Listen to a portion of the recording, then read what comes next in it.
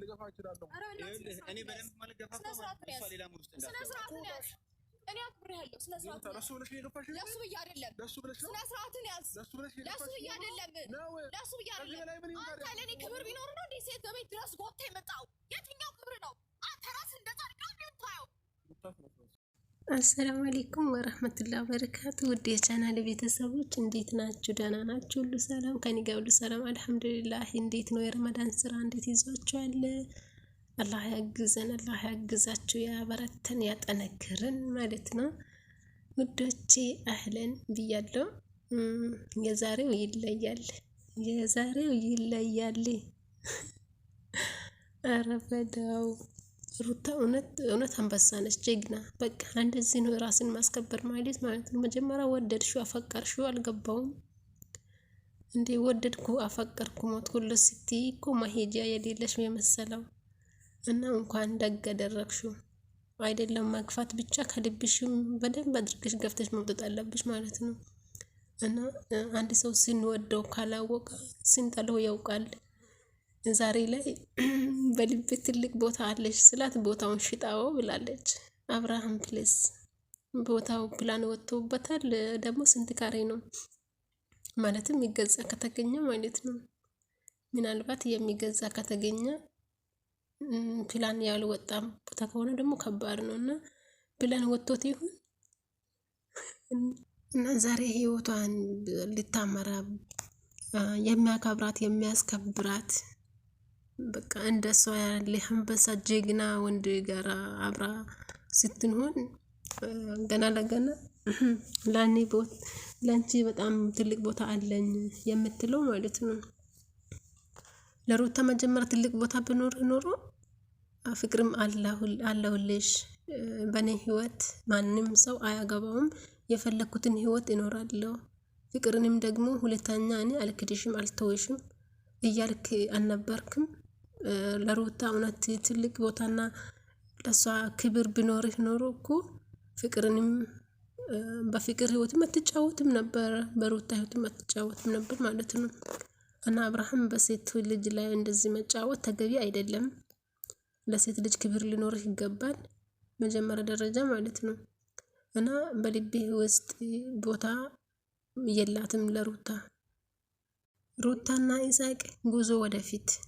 ይሳቅ የእውነት በቃ የእውነት ጀግና ወንድ ነው። አይደለም ማንም ሊነካት አብረዋ ነበራት አብረው ያሳለፈችው አብርሃም እንኳን ሊነካት ያልፈቀደ ጀግና ማለት ነው።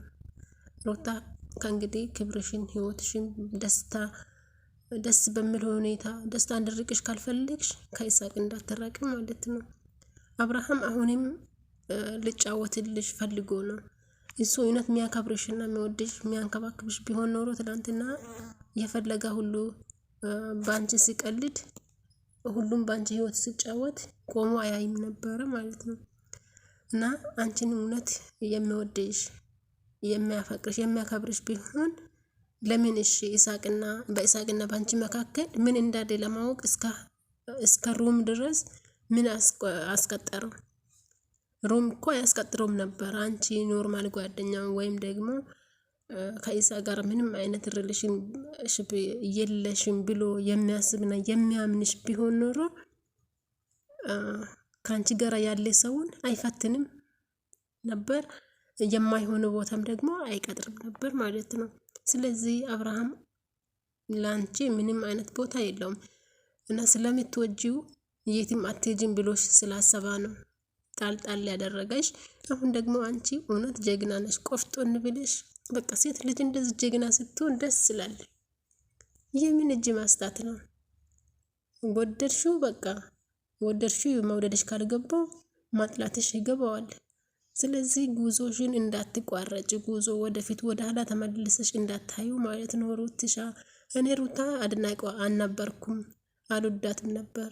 አሁን ግን አድናቂዋ ሆኜ ቁጭ። ምክንያቱም ሴት ልጅ እንደዚህ ራሷን ስታስከብር በጣም ደስ ይላል ማለት ነውና አብርሃም ደግሞ ህይወትን ቀጥል፣ በሰው ህይወት ጣልቃ አትግባ። ከእንግዲህ ይበቃሃል። ሩታ ማንኛውም ሰው እንደሚያፈቅር አፈቀረች። ስታፈቅር ስትወድ ደግሞ አንተ መሄጃ የሌላትን አደረካት። መሄጃ ያጣችውና ካንተ ውጪ ማንንም ሰው የሌላት አስመሰልክ። ስለዚህ ዛሬ ላይ ቦታ አለኝ ምናምን አለኝ እያልክ አታቀባጥር ማለት ነው። ይበቃሃል። ሂድና ከሌላ ከፈለኩ ሸቅል። ለሷ የእውነት ቦታ ቢኖርህ ኖሮ በየቦታው ሴቶችን እያያዝክ እኮ አትመጣም ነበረ። አንዴ ፍቅር፣ አንዴ ላዛች፣ አንዴ ካዛች እኮ አትመጣም። ስለዚህ ሩታ ወደፊት አብርሃም እንዳትሰሚው እንዳትመለሺ ወደ ኋላ ማለት ነውና አሁን ያለሽበትና እየተጓዝሽ ያለሽው መንገድ በጣም ምርጥ አስፈላጊ ላንቺ ክብር የሚሰጥሽ በቃ ራስሽን በኮንፊደንስ ወጥተሽ የምትገቢበት ህይወት ውስጥ ነሽና ይሄን ህይወትሽን አታባላሽው። ሁለተኛ ድጋሚ እንድታዝን ማንም ክብርሽን ዝቅ አድርጎ የፈለጋ እንደ እቃ ዛሬ አንዱ የኔ ነሽ ነገ አንዱ የኔ ነሽ እያለ እንድትኖሪ አንፈልግምና ክብርሽን ራስሽ አስከብረሽ እንድትኖሪ ነው የምንፈልገው ማለት ነው ሩታዬ። የእውነት መጀመሪያ አድናቂሽ ተከታታይሽ አይደለሁም። ዛሬ ላይ ግን እንደዚህ ጀግና ሆነሽ ጠንካራ ሴት ሆነሽ ራስሽን በቃ እንዴት በየትኛው መንገድ ወጥተሽ ማገባት እንዳለብሽ ጠንቅቀሽ ስታውቂ በአንቺ ህይወት ውስጥ ራሴን ነው ያየሁት ማለት ነው። በቃ አንድ ሰው ስንወድ መውደድ ስንጠላ መተው ነው በቃ። አብርሃም ደግሞ የእጅ የያዙት ወርቅ ነው የሆነበት ማለት ነው። መጀመሪያ የትም አትሄጂ መሄጃ የሌለሽ አድርጎሽ ስለነበረ ዛሬ ላይ ደግሞ የራስሽን ህይወት እንድትኖሪ ደስ የሚል ህይወት ማንም ሳይደፍርሽ ክብርሽን ሳይነካ ተከብረሽ የምትኖርበት ቦታ ስላየሽ ደስታሽን ልነጥቅሽ ፈልጎ ነው እና ደስታሽን ማንም እንድነጥቅሽ እንዳትፈቅጂው።